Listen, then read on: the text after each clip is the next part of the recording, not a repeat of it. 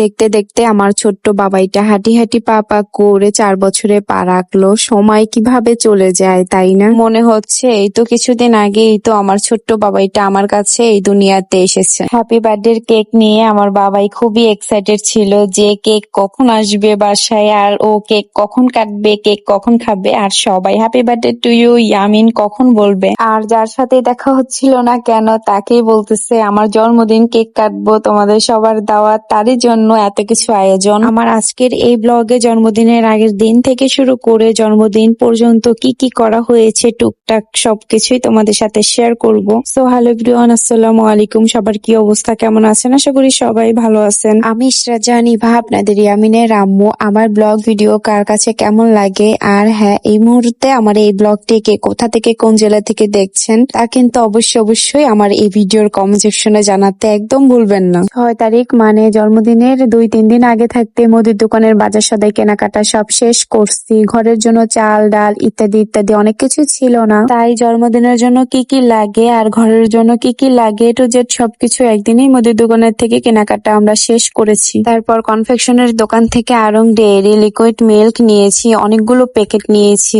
এরপর আমি আর আমার বাবাই দই পাইপ আইসক্রিম খেলাম। আগে পাইপ আইসক্রিমটা অনেক ভালো লাগতো, এখন বেশি একটা ভালো লাগে না। তারপরে চিকেন স্প্রিং রোল, এটা আমার বাবাই দেখে তো নেবেই, তার জন্য এই চিকেন স্প্রিং রোলটা নেওয়া। তারপর এই ডাবল কস্টিপের জন্য আমি লাইব্রেরিতে চলে গেলাম, শুধুমাত্র এই কস্টিপটার জন্য। আমি লাইব্রেরি থেকে কস্টিপ আর হচ্ছে গ্লুগান আঠাটা নিয়েছি। ডাবল আঠার কস্টিপটা আমি নিয়েছি শুধুমাত্র এই বেলুনগুলোর জন্য। আমি সবসময় এই দোকানেই কেনাকাটা করি, বার্থডের জন্য সমস্ত কিছুই পাওয়া যায়, কেকের থেকে শুরু করে ঘর সাজানোর যাবতীয় যা যা লাগে সবকিছুই। দোকানের নামটা হচ্ছে Sohana fast food and bakery cake corner. আমার এই ভিডিওর মধ্যে তাদের ফোন নাম্বারটি দিয়ে দিলাম। আপনারা যারা যারা নয়াপুর মদনপুরের মানুষজন আছেন তারা কিন্তু চোখ বন্ধ করে আপনাদের যে কোনো অনুষ্ঠানের জন্য এখান থেকে কাস্টমাইজ করে কেক অর্ডার দিয়ে নিতে পারবেন। আমার বাবাই অনেকদিন ধরে কোনো কিছু ঠিক মতন খেতে চায় না, ভাত খেতে চায় না, সেজন্য আমার বাবাইকে ছোটবেলা থেকে যেই ডক্টর আঙ্কেলটাকে দেখাই সেই আঙ্কেলের কাছে আসছি আমার বাবার জন্য ওষুধ নেওয়ার জন্য। এরপর আম্মুর কাছে যাই, আম্মুর কাছে যাওয়ার সময় এই মুড়ি মামাটাকে দেখতে পাই, তাই আমার বাবার জন্য আমি মুড়ি মাখা নেই একদম ঝাল ছাড়া, কারণ আমার বাবাই ঝাল একদম খেতে পারে না। এরপর আম্মুকে নিয়ে আমরা বাসায় চলে আসি। আর এই ভিডিওটা হচ্ছে 5 তারিখের দিন। আমি 4টা নারিকেল ফাটাইছি, নারিকেল 4টা ফাটাইতে আমার এত কষ্ট হয়েছে যে বটি পুরা বাত হয়ে গেছে। 4টা নারিকেলের থেকে 2টা নারিকেলের এরকম ফুফা হয়েছে। আর ফুফা কে কে বলো আমি বলি, আর এই ফুফাটা খেতে আমার কাছে এত ভালো লাগে, আমি দাঁড়িয়ে দাঁড়িয়ে ফুফা 2টা খেয়ে ফেলছি। এরপরে নারিকেলের যে পানিগুলো হয়েছে, নারিকেলের পানি ছেঁকে নিয়ে ক্যামেরায় দেখাতে গিয়ে অনেকখানি পানি পড়ে গিয়েছে। এই পানিগুলো আমরা খেয়ে ফেলতাম সবাই, তাই ভাবলাম এটা দিয়েও একটা রেসিপি করা যাক। আমার যেই ভাবা সেই কাজ। আর ওই দিনের ওয়েদারটা মাশাআল্লাহ অনেক সুন্দর ছিল, রোদ ছিল সেদিন, কিন্তু হঠাৎ করে মাঝে মধ্যে বৃষ্টি চলে আসতো। সেদিনের ওয়েদার ছিল মাশাআল্লাহ, কিন্তু আমি সারাদিন ঘরের কাজ করতে করতে একদম ক্লান্ত। আর আম্মু এখানে মুরগির মাংসগুলো কেটে কেটে রাখতেছিল, আর আমি সেই দিকে ফ্রিজ থেকে গরুর মাংসগুলো নামিয়ে রাখছি, কিন্তু সেই ভিডিওর ক্লিক গুলো আমার নেওয়া হয়নি। অনেক ভিডিওর ক্লিকই আমার নেওয়া হয়নি এই কাজের জন্য।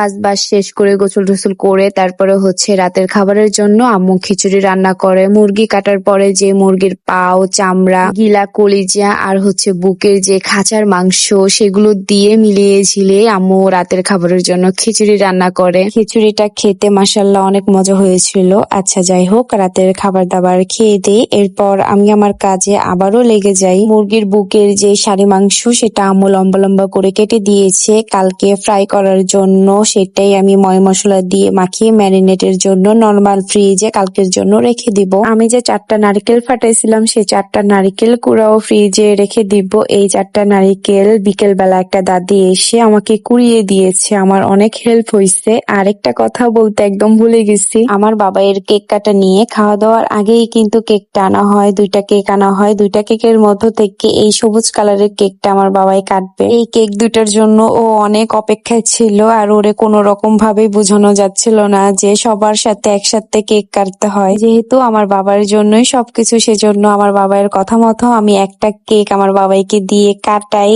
তারপর ও কেক খায়, তারপরে হচ্ছে শান্তি পায়, ও অনেক খুশি হয়েছে। কেক কেটে কেক খেয়ে দিয়ে তারপর আমার বাবাইকে বুঝিয়ে শুনিয়ে 2টা কেক ফ্রিজে রেখে এরপর আমি আমার কাজে আবারও লেগে গেলাম। আম্মু এখানে আলু কুচি কুচি করে রেখে দিয়েছে। আর তখন আম্মু শুয়ে পড়ছিল আর আমাকে বলেছিল যে আলুর মধ্যে কর্নফ্লাওয়ার মেখে রেখে দিতে। কি কারণে আলু কুচির মধ্যে কর্নফ্লাওয়ার মেখে রেখে দিতে বলেছে তা আমি জানি না, তবে এখানে আম্মু মুরগির মাংস সিদ্ধ করে তারপরে হচ্ছে ছেঁচে রেখে দিয়েছে, পেঁয়াজ কুচি করেও রেখে দিয়েছিল। আম্মু মাংস পিঠা বানাবে তার জন্য সবকিছু কেটে কুটে রেখে দিয়েছিল, ভেবেছিল যে রাতেই মাংস পিঠার জন্য পুরটা বানিয়ে রাখবে। সারাদিন কাজ করার জন্য আম্মু অনেক ক্লান্ত হয়ে পড়ছে, সেজন্য শুয়ে পড়ছে, সকালে উঠে সবটা করেছে। আম্মু আর আমার বাবাই শুয়ে ঘুমিয়ে গেছে আর আমি চলে আসলাম রান্নাঘরে। তখন ঘড়িতে বাজে 12:30। তখন আমি এসেছি নারিকেলের পুডিং বানানোর জন্য। আমি যে দুপুরবেলা 4টা নারিকেল ফাটাইছি, সেই নারিকেলের পানিটা আমি ডিপ ফ্রিজে রেখে দিয়েছিলাম। এরপর যখন নারিকেলটা ফাটাইছি ওই সময় আমি এই পুডিংটা জমিয়ে রেখে দিয়েছিলাম, যেন আমি এখন পুডিংটা সম্পূর্ণ বানাতে পারি। আমার হাতে ডাবের বা নারিকেলের পুডিং বরাবরের মতন সবসময় অনেক পারফেক্ট এবং অনেক মজা হয়। আমার বাসার সবাই অনেক পছন্দ করে। আমি আজকে মেহমানদের জন্য পুডিংটা বানিয়েছিলাম আর অনেকেই তো ভাগেই পায় নাই, এত ভালো হয়েছে। পরে আবার তাদেরকে বানিয়ে খাওয়াতে হবে সেই কথা দিতে আমার হয়েছে। আচ্ছা যাই হোক, ডাবের পুডিং বা নারিকেলের পুডিং কারো রেসিপি লাগলে আমাকে বলবেন, আমি ইনশাল্লাহ শেয়ার করব। পুডিং বানানো শেষ করে আমি আর দেরি করিনি, ঘুমাতে চলে গেছি। আর এটা হচ্ছে সকালবেলা, ভোর সকালে ঘুম থেকে উঠে আমার যা অবস্থা, চোখ মেলে তাকাতে পারতেছিলাম না। আমি সর্বপ্রথম ঘুম থেকে উঠে ফ্রিজ খুলে আমার নারিকেলের পুডিংটা চেক করি। আলহামদুলিল্লাহ আমার নারকেলের পুডিংটা একদম পারফেক্ট হয়েছে। আম্মু সকাল সকাল ঘুম থেকে উঠে টুকটাক অনেক কিছু রেডি করেছে। আমি টেবিলের উপরে দেখি যে মাংস পিঠার জন্য মাংসের পুর রান্না করে রেখে দিয়েছে। এরপর নারিকেলের পুলি পিঠার জন্য নারিকেল তিল দিয়ে পাক দিয়ে রেখে দিয়েছে। এটা কিন্তু নারিকেলের পুলি পিঠা হবে। মেহমানদের জন্য ঝাল আর মিষ্টি 2 ধরনের পিঠা বানানো হয়েছে। এক মোরগ সংসা পিঠা মানে মুরগির মাংসের পিঠা, 2 নারিকেল আর তিলের কুলি পিঠা। তারপর আমার এক দাদি এসেছিল আমাদের টুকটাক কাজে হেল্প করার জন্য। কালকেও এসে নারিকেল 4টা কুড়িয়ে দিয়ে গেছে আর আজকে এসে টুকটাক অনেক কাজই করছে। পিঠা বানানোর জন্য আটার চালের গুঁড়া দিয়ে এরকম ডো বানিয়ে দিয়েছে। দাদি মধ্যে ছিল কিন্তু দাদির মথা হয় নাই, সেজন্য আম্মু আমাকে মথে দিয়েছে। আর আমি এরকম বলের মতন আকৃতি করে করে রাখতেছি যেন আম্মুর কাজের অনেকটাই হেল্প হয়। সেই দিকে রান্না বান্নার জন্য যত যা পেঁয়াজ লাগতেছে সব দাদি কেটে কুটে দিতেছে। রান্নাঘরে এসে দেখি এখানে আম্মু মুরগির মাংস 3 ভাগে আলাদা করে নিচ্ছে। একটা বিরিয়ানি রান্না করা হবে, আরেকটা তরকারি, আরেকটা হচ্ছে মুরগির মাংসের হালিম রান্না করা হবে। আর এখানে হালিমের জন্য ডাল চাল কালকেই প্রসেস করে রেখে দিয়েছিল, সেগুলোই হচ্ছে এখন আম্মু ভেজে নিচ্ছে। আর আমি তার সাথে রান্নাঘর যে এলোমেলো হয়ে আছে সেগুলোই দেখালাম, একদম অবস্থা খারাপ। তারপর গরুর মাংসের বিরিয়ানি রান্না করা হবে, তার জন্যই গরুর মাংসের ভিতরে ময় মশলা দিয়ে রাখছে। এরপর হচ্ছে গরুর সাট মাংস দিয়ে কিন্তু হালিম রান্না করা হবে, সেটাই হচ্ছে প্রেসার কুকারে গরুর সাট মাংসটা রান্না করে রেখে দিয়েছে। তখন কিন্তু সকাল অনেক হয়ে গেছে, এখনো পর্যন্ত সকালের নাস্তা করা হয়নি। পরে আমরা ডেনিস আর হচ্ছে 7 আপ আমরা সবাই খাই। আমার আম্মু সেই সকাল থেকে রাত পর্যন্ত 17 ঘন্টা রান্নাঘরে ছিল। 17 ঘন্টা পরে রান্নাঘর থেকে বের হয়েছে, তাহলে বুঝেন আমার আম্মু একটা মেশিন আল্লাহ দিলে। এক চুলায় একজন এক হাতে কিভাবে যে সমস্ত রান্না বান্না শেষ করছে আর সবাইকে কিভাবে যে সামাল দিছে। গ্যাসের চুলায়, তাও আবার একটা চুলার মধ্যে। আম্মু সে যে সকালের থেকে এত এত রান্না বান্না করছে, রান্না করতে গিয়ে আম্মুর হাতটাও পুড়ে গেছে। আমার আম্মু এখানে 6 কেজি গরুর দুধের পায়েস রান্না করছে। আমার আম্মুর হাতের পায়েস রান্না অনেক অনেক মজার হয়। জন্মদিনের উপলক্ষে মিষ্টি খাবারে কিন্তু পায়েসটাই আগে যায়, সেজন্য আগে পায়েসটা রান্না করেছে। এরপর 5 কেজি চালের গরুর মাংসের বিরিয়ানি রান্না করছে, 1 কেজি চালের মুরগির মাংসের বিরিয়ানি রান্না করছে। সাদা রেগুলার ভাত রান্না করা হয়েছে, আলাদাভাবে মুরগির মাংসের তরকারি, তারপর মোরগ সংসা পিঠা মানে মুরগির মাংসের পিঠা,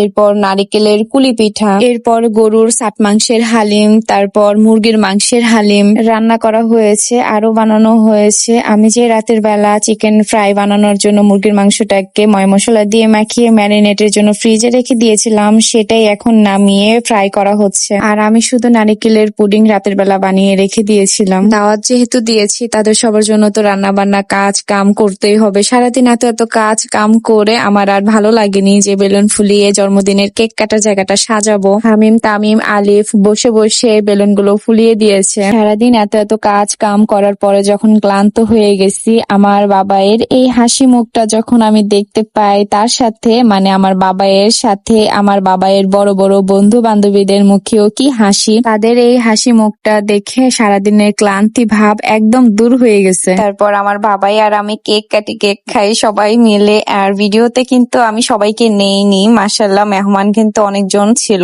সবাই আমার বাবাইকে আদর করে ভালোবাসে, এটাই আমার কাছে অনেক কিছু। সবাই খাবার দাবার খেয়ে দিয়ে যখন চলে যায়, এরপর আমি গিফট আনবক্সিং করি আর ভিডিও বানাই। ভিডিও গুলা আমাকে রাকিবুল করে দেয়, মানে আনবক্সিং ভিডিও করতে গিয়ে যা যা ঘটে গেল এটা আমি আলাদাভাবে তোমাদের সাথে শেয়ার করবো নি। আজকের আমার এই ব্লগটি কিন্তু অনেক লং হয়ে গেছে, কারণ আমি চেষ্টা করেছি তোমাদের সাথে টুকটাক সবকিছু শেয়ার করার জন্য। আমার এই ব্লগটি প্রথম থেকে শেষ পর্যন্ত যারা যারা দেখেছো তারা গঠনমূলক সুন্দর করে একটা কমেন্ট লিখে যেও, আমি চেষ্টা করব তোমাদের কমেন্টের রিপ্লাই দেওয়ার জন্য। রাতের বেলায় বাসায় আসার সময় আমার আর আমার বাবার জন্য আইসক্রিম 7 আপ এনেছে। আচ্ছা যাই হোক, আমার কিন্তু ইউটিউব চ্যানেলও আছে, নাম ইভা ব্লগ। আমি আমার এই ভিডিওর কমেন্ট সেকশনে ইউটিউবের লিঙ্কটা দিয়ে দিব, সবাই একটু কষ্ট করে সাবস্ক্রাইব করে দিও। সো আজকের মতন ভিডিওটা আমি এখানে শেষ করছি। সবাই ভালো থাকো, সুস্থ থাকো আর আমাদের জন্য দোয়া করো। আল্লাহ হাফেজ।